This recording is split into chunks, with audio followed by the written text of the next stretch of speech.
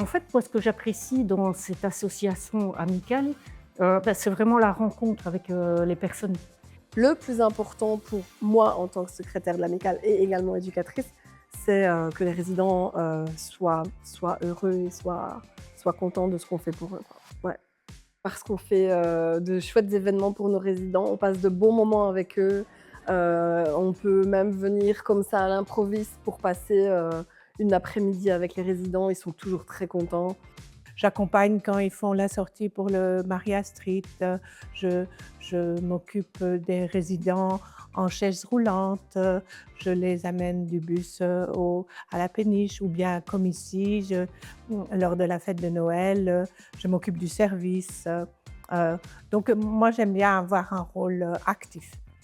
Den de Leiit appppes gut gemachen, den eere Leiter den hinnen kënnen Tëllelehnen bei Kklengegkeeten an die Fréet seng zréckgin. Dat ass dat wat man beste gefalt. Das fir mat aner Leiit ze summen, die dieselveg Gesënnung hunn der so Apps gemeinsam zu organiséieren, an dat se noch an no gesäit, dat sinn Apps op B brucht huet wie eng Feier organiséieren. Wir können alle Guten an den Fall kommen, wir können alle Guten irgendwann an engem Altersheim, an engem Pflegeheim kommen.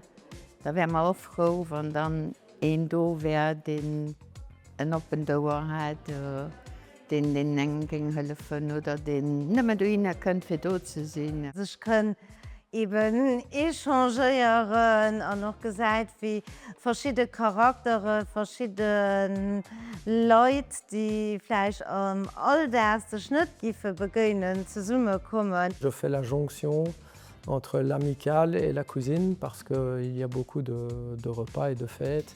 Et comme ça, j'explique l'organisation qu'on doit avoir. Donc en fait, je travaille ici à l'hôpital intercommunal de Schlenfort. Donc je suis le directeur d'un département. Et ce que j'apprécie, c'est de voir des personnes bénévoles qui ne sont pas du tout du milieu du soin, qui ne sont pas du tout dans ce domaine de santé et qui viennent ici et qui ont envie de donner quelque chose. Et donc il y a quelque chose c'est comme la mayonnaise qui prend bien, et donc c'est ça que moi j'apprécie vraiment. C'est le contact avec les personnes et de voir que finalement on va se fédérer autour d'un projet. Hauptsächlich kümmere ich mich die Leute, die keine Familie haben oder im Moment dann Feiertage lang sind. Das macht mir Spaß. Zauberte Leute lachen am Gesicht, mit mir erfüllt das Herz voller Leben für Gipfeln allein sind. Ah, pourquoi? Mais parce qu'il y a plein de chouettes choses à faire.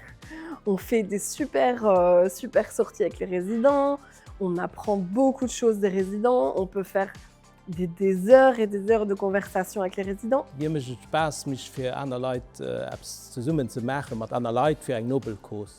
Es sinn noch lo eng Jahr pensionéiert an fir mech wat ganz fich Kontakt ze halen leng mam Haus duch d'Amikal an noch Kontakt mat aner Leiit ze hunn.